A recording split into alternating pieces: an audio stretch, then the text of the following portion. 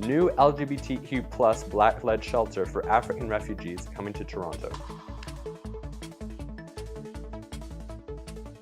Hello, my name is Gabriel Meissner, and this is a report for rptv News. In a recent interview, Christopher Nkambwe, Executive Director of the African Centre for Refugees in Ontario, Canada, and Siu Mee Cheng, Executive Director of Street Haven, unveiled an ambitious new project proposal. The proposal aims to develop Toronto's first LGBTQ plus Black-led shelter for African refugees. Located near the intersection of Dundas and Sherbourne Streets, Street Haven, Canada's oldest shelter for women, will collaborate on this groundbreaking initiative. The shelter will be the first dedicated space for LGBTQ plus Black community members, addressing a critical gap in Toronto's support services. Nkambwe and Cheng emphasize the importance of a gender-based approach to meet the unique needs of this vulnerable population. The LGBTQ plus African refugee community often faces severe stigma, violence, and mental health challenges. Many arrive from countries like Ghana and Uganda, where homosexuality is criminalized, leading to imprisonment and familiar rejection. The proposal, set to be reviewed by the City of Toronto's Economic and Development Committee, aims to secure dedicated funds and commitment to support small agencies like Street Haven. The project underscores the importance of investing in services for marginalized communities, ensuring they are not left behind. My name is Christopher Nkambwe, the Executive Director of the African Centre for Refugees in Ontario, Canada.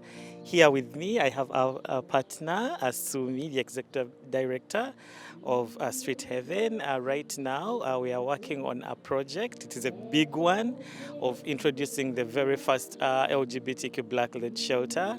What we are working on now is we want to present to the city our proposal, which we are working on, and the great news is that the city is expecting our proposal to go through it and see where necessary what needs to be done to improve the proposal, so that when it goes to the Economic Development Committee, it is just good enough to go through and we acquire one. I know it takes some long time, but I know we will get there.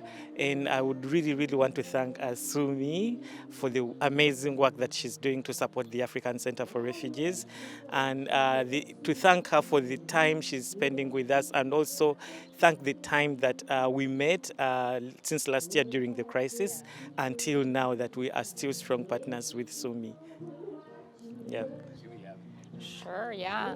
I think it's very important through Christopher's leadership and vision, this first shelter, I think what makes it very important is that it is the first African refugee and claimant shelter for members of the LGBTQI plus community. We don't have one in Toronto right now, and given the refugee crisis, this issue has become very significant.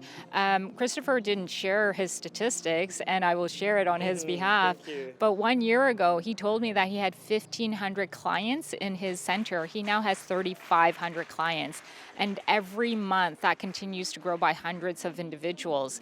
That shows that there's a growing pressure amongst that community that's not being properly supported.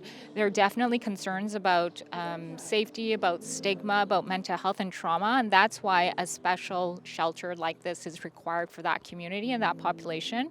It'll be responsive not only to the fact that they are African refugees and claimants, but also responsive to the fact that they belong to that community, which has unfortunately faced a lot of stigma, violence, and have been met with a lot of resistance, both policy-wise and sadly in a lot of the countries that we're seeing these refugee claimants and refugees from, it's illegal to belong to that community. And that has brought them here to Canada with a lot of concerns and kind of internalization of that trauma.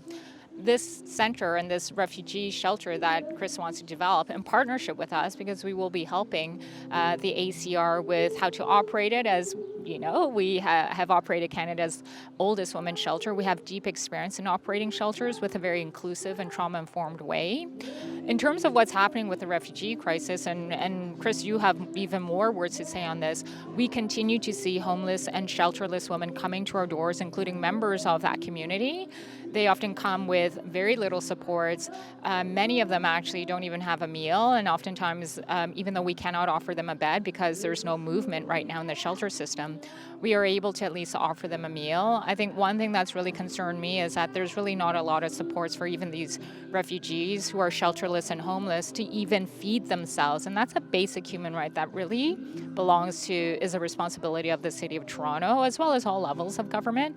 But these are individuals in crisis and really need to respond immediately. Did you want to talk a little bit more about the refugees and claimants? Yes, in addition to what Sumi has said, as we continue to see so many people coming in, especially we've been talking to the city about this issue, especially people from Ghana, Uganda, where the anti-homosexuality bill is being passed, So we anticipate to see so many people coming in due to these laws that affect the people's living back home in Uganda and in Ghana.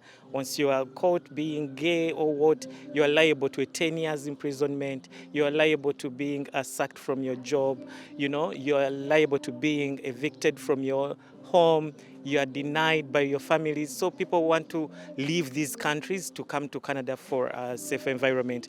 And what we are doing right now is to create an environment that when they get here, they find a place we call home. That is what we are working on right now with Street Haven.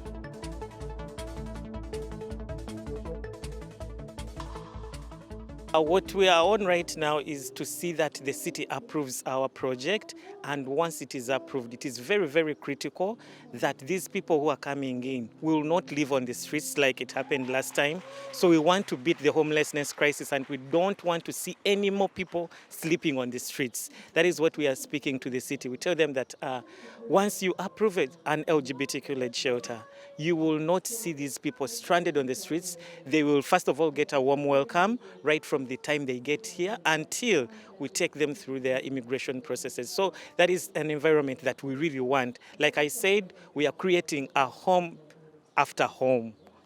Once they get from their respective countries, we anticipate that when they get here, they are welcomed by the people at the center and get them through the immigration journeys.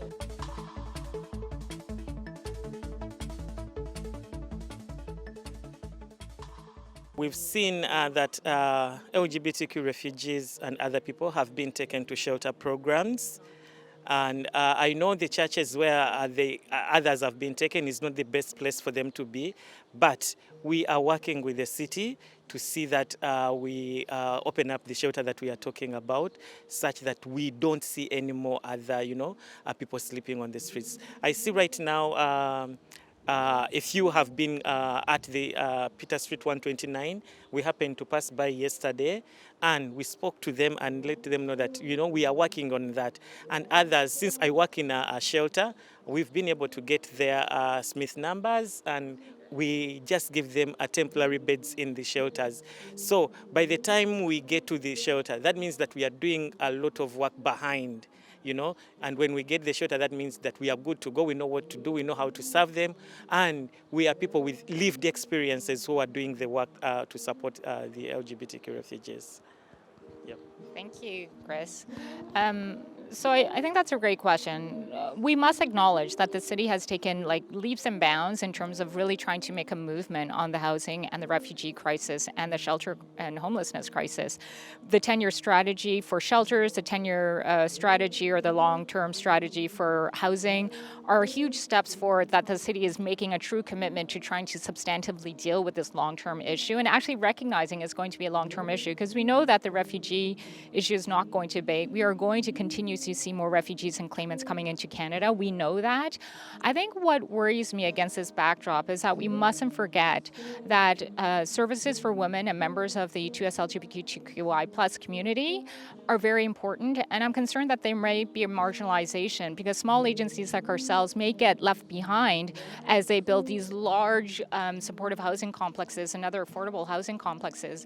Remember, there needs to be a trauma-informed and gendered approach to housing and shelters because it recognizes that there are particular issues that these communities face, and there's associated trauma with the history of some of our clients because of their gender, because of the fact that they belong to this community. And that is the one issue that I really would urge that the city continue to consider, is making substantive investments, ring fence funding for both shelter and supportive housing, because as I mentioned to Chris recently, I said, like, let's not stop at the shelter. We need supportive housing and housing for your clients, right? That the point is to move them towards housing security.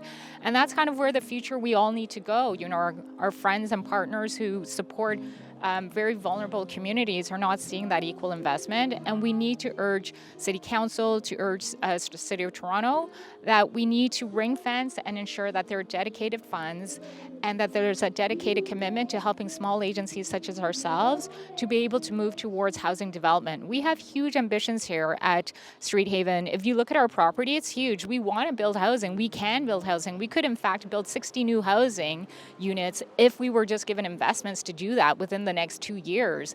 But we've been stuck in this kind of bureaucratic limbo and policy issue and all sorts of things. So that's the one comment I really felt like we had to make. And I think it would also definitely impact your clients as well, the fact that we have to make those investments. So thank you. Don't forget to like, comment, share, and subscribe to our YouTube channel, and check out all of our social media platforms. For more information, check out our website.